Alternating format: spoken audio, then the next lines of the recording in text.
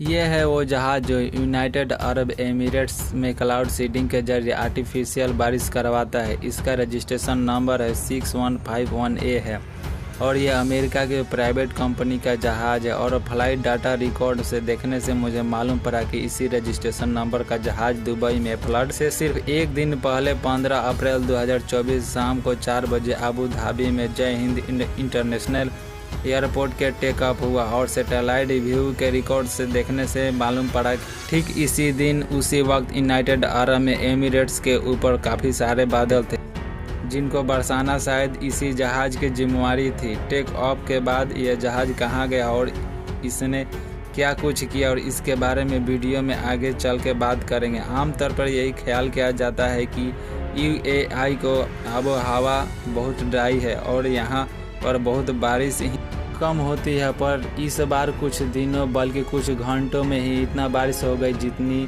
Dubai में पूरे साल में यह बारिश देखता था। दुबई के शानदार एडमिर स्टेशन सिस्टम के वजह से इसको मिनी यूरोप भी कहा जाता है, लेकिन इस बार मिनी यूरोप में लाखों गाड़ियाँ, घर, शॉप्स और ऑफिस से छूट गए और अगले 5 दिनों तक पानी को दुबई गवर्नमेंट का सर दर्द बना रहा। और यह दुबई में क्लाउड सीडिंग का नतीजा था। फिर इनका सीवरेज सिस्टम के फेल हो गया, और अगर हाँ तो कैसे यह 14 अप्रैल 2024 गल्फ ऑफ ओमान से बारिश का एक सिलसिला तेज तूफान के साथ ओमान में दाखिल होता और मूसलाधार बारिश सबसे पहले ओमान की हिट करती है। सड़कों पर पानी जमा हो जाता है और 20 लोगों को जानी नुकसान होता है। देखते ही देखते सिलसिला 16 अप्रैल तक यूएई को दाखिल हो जाता है। शुरुआत में इसको एक नॉर्मल बारिश ही समझा गया जो 20 मीटर तक ही, लेकिन देखते ही देखते बारिश बढ़ती गई और सिर्फ चंद घंटों में यह 20 mm से लेकर 142 mm यानी करीब 5.5 इंच तक पानी बढ़ जाती है। दुबई में बिजी रोड्स पर कई फुट गहरा पानी खड़ा हो जाने की वजह से यहाँ ट्रैफिक निजाम धर्म भरम हो जाता है। लोग अपने घरों में कैद हो जाते हैं, जबकि कुछ रियाज में तो घरों के अंदर भी कमर जितना पानी जमा हो जाता है। इन्फॉर्मेशन मिली है कि बहुत सारे वीडियो में भी देखा जा सकता है कि लोगों के घरों में कितनी कीमती सामान पानी की वजह से तबाह हो गया। ताम साफ बंद होने के वजह से लोगों के पास खाने पीने की अवस्था भी कम हो जाती है और लोग भूख की वजह से बेहाल हो जाते हैं। लेकिन बारिश रुकने का नाम ही नहीं देती। यहाँ तक कि दुबई इंटरनेशनल एयरपोर्ट, जहाँ नॉर्मली दिन में हजारों फ्लाइट लैंड करती है, रनवे पर घुटने जितना पानी खड़े होने के बयास फ्लाइट रेडार पर यह एयरपोर्ट कुछ ऐसा मंजर पेश करने लगा जो एयरपोर्ट थे वहां भी खड़े रह गए, जबकि आने वाले तमाम फ्लाइट को डाइवर्ट किया जाने लगा। एयरपोर्ट पर मौजूद मुसाफिरों का सफ़र घंटे के बजाय अब दिनों में तब्दील हो जाने लगा।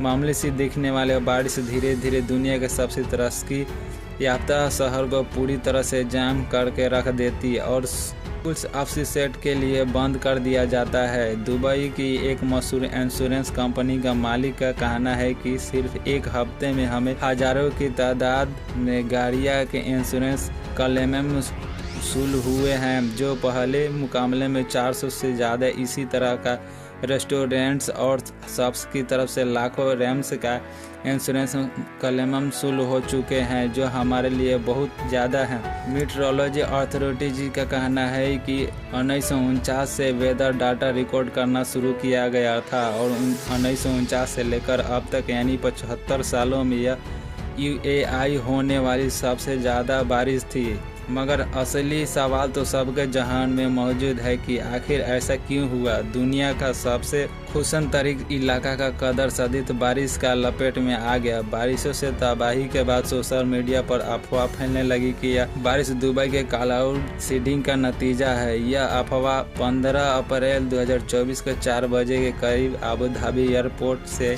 नंबर 6151A रजिस्ट्रेशन नंबर वाला जहाज टेक ऑफ हुआ, जो नॉर्मली पहले यूएई क्लाउड सीडिंग एक्टिविटी में देखा गया। इसके रूप में देखा जा सकता है कि सबसे पहले वह सीधा यूनाइटेड अरब एमिरेट्स के ईस्ट कोस्ट पर मौजूद पहाड़ी एरिया के ऊपर गया और वहां से गोल गोल चक्कर लगाए। फिर उसने शारजा के ईस्ट में 2 अलग अलग लोकेशन पर ऐसे ही गोल चक्कर दोबारा से लगाए और फिर से फाइनली दुबई में ईस्ट पर भी लबालब के ऊपर गोल चक्कर लगाने के बाद करीब शाम को 5:30 बजे वापस अबू धाबी एयरपोर्ट पर लैंड कर गया। लेकिन यूनाइटेड अरब एमिरेट्स के नेशनल सेंटर फॉर मीटरोलॉजी के डिप्टी डायरेक्टर का कहना है क्लाउड सीडिंग का जहाज उस दिन टेक ऑफ तो जरूर हुआ था, लेकिन इसने सीडिंग एक्टिविटी नहीं की थी। क्लाउड सीडिंग दुबई में पहली बार 1990 में यहाँ पानी की शॉर्टेज से टीम दूरी को बेसिक रूल लिया है कि जब भी ऐसा बादल देखे जो अभी बन रहे हैं, उसी वक्त उनके ऊपर जहाज से जरिए पार्टिकल्स स्प्रे किए जाते हैं जो मोस्टली नमक या सिल्वर आयोडाइड होता है। नमक जब बादलों पर मौजूद माइक्रोस्ट्रक्चर से कांटेक्ट में आता है तो वेपर्स पहले आइस क्रिस्टल में कन्वर्ट होते हैं और फिर भारी होने का वजह से बरसना शुरू हो जाता है। नीचे आते आते जैसे ही टेम्परेचर चेंज होता है वह बर्फ से डिप्लेट में बदल जाते हैं और United Arab emirate cloud seeding ना करे तो यही बादल नेचुरल तौर पर कहीं और जाकर बरसेंगे। पर क्या वाकई बारिश और फ्लाइट जिन्होंने दुबई में ओमान में तबाही मचाई क्लाउड सीडिंग का यही नतीजा नहीं, क्योंकि लोगों का कहना है कि सबसे पहले आने वाले तूफान की वजह क्लाउड सीडिंग ने इस कैटालिस्ट का रोल प्ले किया और तभी मामला दुबई के हाथों से निकल गया। पर मेरी जांच से यह मालूम पड़ता है कि इतनी ज़्यादा बारिश क्लाउड सीडिंग के रिजल्ट से नहीं हो सकती, क्योंकि यह एयरक्राफ्ट हमने ट्रैक किया तो वो सिर्फ UAE के ऊपर ही घूम रहा था, ना कि ओमान के ऊपर। जबकि सैटेलाइट व्यू में देखा जाता है तो बादल खुद ओमान के तरफ आ रहे थे। एक्सपर्ट का भी कुछ इसी तरह का वेदर एक्सपर्ट का कहना है कि क्लाउड से बारिश जरूर होती है, लेकिन इस कदर ज़्यादा बारिश नहीं कि सैलाब की सूरत पैदा हो जाए। माहरीन का कहना है कि क्लाउड सीडिंग से बारिश की जा सकती, बल्कि बारिश तो सबसे पहले हवा मौजूद होती है, सिर्फ बरसाया जाता है। इसीलिए क्लाउड सीडिंग को इस फ्लड का जिम्मा ठहराना किसी सूरत से भी ठीक नहीं। इंपीरियल कॉलेज ऑफ लंदन के एक मशहूर क्लाइमेट एक्सपर्ट फ्रेडरिक ऑटो का कहना है कि यह बारिशें इंसान क्लाइमेट चेंज नतीजा है, यानी हमारा गलतियों की वजह से जो दुनिया भर मौसम तब्दील हो रहा है। इससे हमारे एग्रीकल्चर प्रोसेस, इंडस्ट्रियल प्रोसेस और जंगलात का खात्मा शामिल है।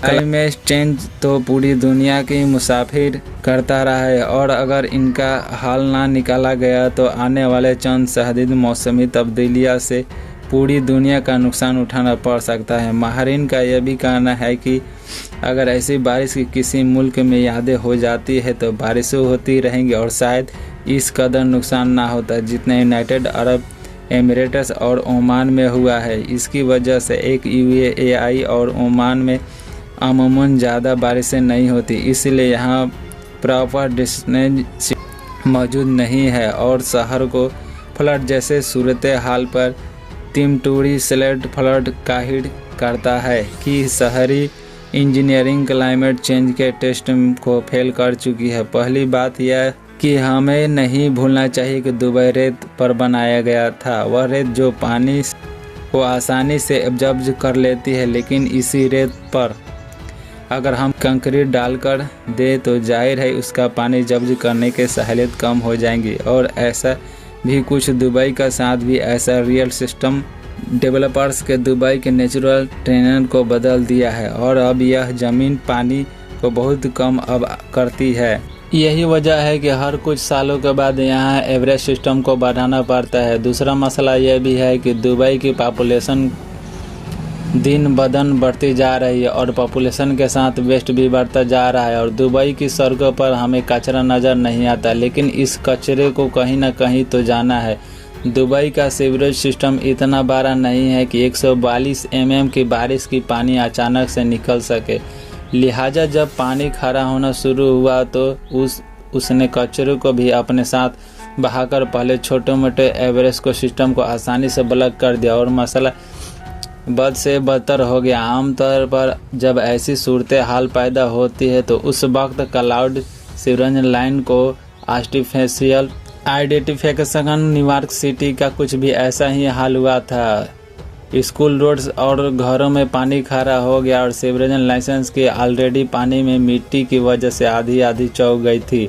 जब अचानक उसमें ज़्यादा पानी आया तो वह बर्दाश्त नहीं कर पाई। यह बात सुनने पर थोड़ी अजीब लगती होगी, लेकिन दुबई में अभी तक काफ़ी एरियाज में सीवरेज कनेक्शन नहीं दिए गए हैं। यहाँ तक कि दुनिया की सबसे ऊंची स्काई स्केलर बुर्ज खलीफा को जो भी नहीं, बुर्ज खलीफा का सारा वेस्ट एक सेफ्टी टैंक में जमा होता है। उसको डेली बेसिस पर डंपर्स की मदद से खाली किया जाता है। खुशकिस्मती से 16 अप्रैल बारिश में दुबई के पास रेस्टोरेंट्स के टेक्नोलॉजी के साथ साथ बेहतर मैनेजमेंट मौजूद थी, इसलिए जल्द से जल्द टैंकर्स की मशीनरी की मदद से ज़्यादातर लोकेशन पर पानी निकाल दिया गया और सिस्टम को बाहर निकाल दिया गया। लेकिन यह आखिरी बारिश नहीं थी।